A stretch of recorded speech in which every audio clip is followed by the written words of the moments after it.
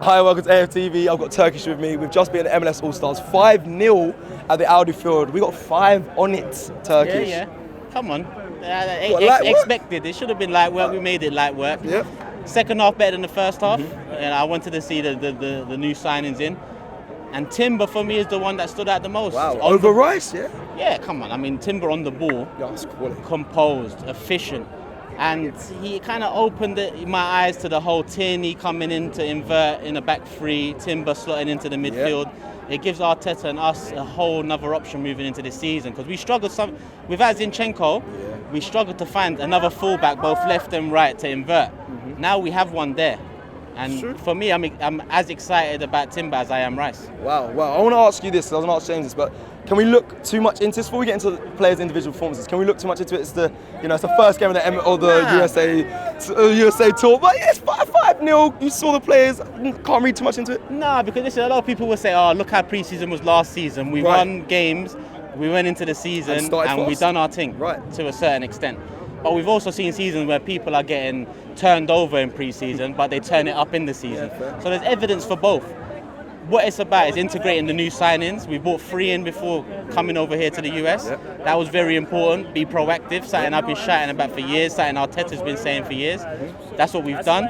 That's what it's about, just integrating them, getting the lads back into the full flow of training football, and hopefully we're ready for the season. But in terms of taking much from pre-season, it's just getting the boys ready. Yeah. That's what it's about. I saw you in the skills challenge and watching it and saying, "Yo, there's some things here you got to question." This is the skill. You know what it is? Yeah, with Havertz, because Havertz is getting a lot of stick. Yeah. I can't lie, he was poor still. He was poor. On the volley challenge, I can't lie, that's poor. But on the touch challenge, he done his thing. Yeah, he set a record, And today he got a goal. He's under a lot of pressure. We know this. Not just the fee, but his performances at Chelsea.